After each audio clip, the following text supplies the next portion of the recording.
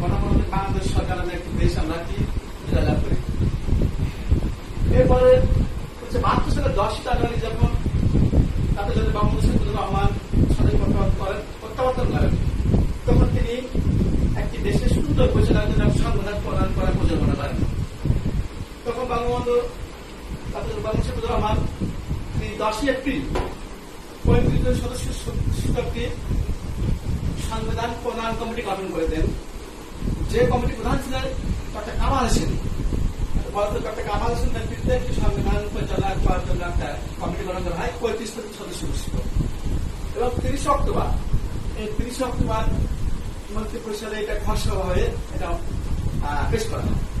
তারপরে 14 নভেম্বর এটা মন্ত্রী গণপরিষদের চূড়ান্তভাবে অনুমোদন দেওয়া হয়। সর্বশেষ 16 ডিসেম্বর 72 সালে সংবিধানের কার্যকারিতা কার্যক্রম শুরু হয়। এই সময় বাংলাদেশের ইতিহাস। এবার আমরা আসবো যে বাংলাদেশের সংবিধানের প্রধান বৈশিষ্ট্য। বাংলাদেশের সংবিধানের অনেকগুলো বৈশিষ্ট্য আছে, তার মধ্যে 13টি বৈশিষ্ট্য আছে। প্রধান আমরা 13টি বৈশিষ্ট্য কথা আমরা জানতে পেরেছি। 13টি প্রধান বৈশিষ্ট্য কথা আমরা জেনেছি। এরপরে 13টি আরো বৈশিষ্ট্য রয়েছে। বাংলাদেশের সংবিধানের প্রধান বৈশিষ্ট্যের মধ্যে প্রথমে বলবো যে গণপ্রজাতন্ত্রী বাংলাদেশ সরকার। এই রাষ্ট্র অবশ্যই গণপ্রজাতন্ত্রী বাংলাদেশ সরকার বিবেচিত হবে, এটা সংবিধানের অন্যতম প্রধান বৈশিষ্ট্য। পরের বৈশিষ্ট্য হচ্ছে সংসদীয় পদ্ধতির সরকার।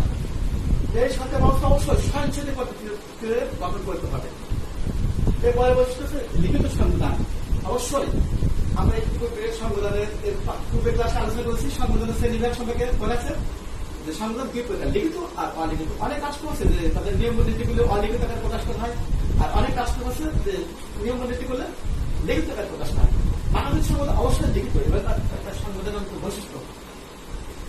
এরপর আছে রাষ্ট্রের মূলনীতি। 4টি রাষ্ট্রের মূলনীতির ভিত্তি করে এই সংবিধান বলা হয়েছে। কি জাতীয়তাবাদ, ধর্মনিরপেক্ষতা, গণতন্ত্র এবং সমাজতন্ত্র, এই 4টি মূলনীতির পরে এই রাষ্ট্র পরিচালনা করা থাকে।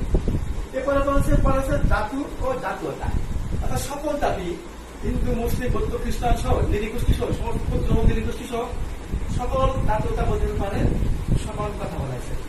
এরপর বলেছে এক কেন্দ্রিক সরকার। অবশ্যই গণতন্ত্র বাংলাদেশে এক কেন্দ্রিক সরকার হিসেবে বিবেচিত করা হয়। এরপরে বৈশিষ্ট্য হচ্ছে এক পক্ষ বিশিষ্ট আইনসভা। এক পক্ষ বিশিষ্ট, পার্শ্ববর্তী ভারত যখন 2 পক্ষ বিশিষ্ট আইনসভা রয়েছে, উচ্চ কক্ষ নিম্ন কক্ষ। আমাদের বাংলাদেশে কিন্তু এক পক্ষ বিশিষ্ট আইনসভা, যে পক্ষে 300 জন সংসদ সদস্য, পার্লামেন্টের সদস্য, তারা এখানে এই বৈশিষ্ট্য সংসদ পরিচালনা করে থাকেন। এরপরে বৈশিষ্ট্য কথা বলেছে যে মৌলিক অধিকার। এই রাষ্ট্রের মৌলিক অধিকার 5টি মৌলিক অধিকার: অন্ন, বস্ত্র, চিকিৎসা, বাসস্থান এবং শিক্ষা। এই 5টি মৌলিক অধিকার সকলের সমান কথা বলেছে।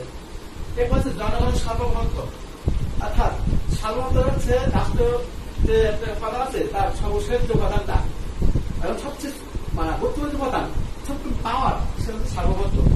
এই জনগণের সার্বভৌমত্ব কথা এখানে বলা হয়েছে। এই সার্বভৌমত্ব কথা খুব গুরুত্ব বলা হয়েছে। এবং বিচার বিভাগের স্বাধীনতা। অবশ্যই বাংলাদেশের বিচার বিভাগ, হাইকোর্ট বিভাগ এবং সুপ্রিম কোর্ট বিভাগ, এই 2টা বিভাগ রয়েছে এবং সমস্ত বিচার বিভাগের স্বাধীনতা দেওয়া হয়েছে। পরে বৈশিষ্ট্য আমরা আসবো সংবিধান সংশোধন। বাংলাদেশের সংবিধান অবশ্যই সংশোধন করার সুযোগ রয়েছে। সংবিধানের কোন ধারা সংশোধন করতে হলে পার্লামেন্টে 300 আসনের মধ্যে কমপক্ষে 2/3 সংসদের ভোটে সে বিষয়টা অবশ্যই এই সংবিধানের কোন ধারা সংশোধন করা সম্ভব। 300 আসনের মধ্যে 200 জন সংসদে উপস্থিত থাকেন, সেই বিষয়ে মত প্রকাশ করেন, অবশ্যই সেটা সংশোধন করা সম্ভব। এরপরে বৈশিষ্ট্য হচ্ছে নির্বাচন অনুষ্ঠান। আমাদের গণতন্ত্র বাংলাদেশ সরকারের বৈশিষ্ট্য নির্বাচন অনুষ্ঠান। অবশ্যই এখানে এই নির্বাচন পরিচালনা করার জন্য একটা নির্বাচন কমিশন গঠন করা আছে, নিরপেক্ষ হয়ে এই নির্বাচন কমিশন নির্বাচন অনুষ্ঠান পরিচালনা করে থাকেন। এরপর হচ্ছে সার্বজনীন ভোটাধিকার, অর্থাৎ সমস্ত শ্রেণীর লোকদের, হিন্দু, মুসলিম, বৌদ্ধ, খ্রিস্টান থেকে শুরু করে ক্ষুদ্র নিরীগোষ্ঠী এবং অন্যান্য উপজাতি যারা আছে তাদের ভোটের অধিকার নিশ্চিত করা হয়েছে এই সংবিধানে। প্রিয় শিক্ষার্থী, আপনার এই 13টি মূল বা প্রধান বৈশিষ্ট্য ছাড়া আরো অনেক বৈশিষ্ট্য কথা রয়েছে। সম্বন্ধে জানতে পারবার পূর্বনায় আমরা উচ্চ পর্যায়ে আমরা জানতে পারবো। তা আমাদের আজকের আলোচনা বিষয়বস্তু এই পর্যন্ত আমরা শুনতে থাকবো। প্রথমে আমরা আসি সংবিধানের ধারণা আমি দিয়েছি, তারপরে বাংলাদেশের সংবিধানের প্রধান বৈশিষ্ট্য কথা বলা হয়েছে।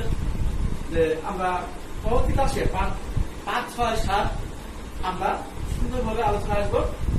তো আমি বিষয়টা আর বেশি আমি আলোচনা যাবো না। সকলকে আমি শুভেচ্ছা ক্লাস বিশ্বাস করবো।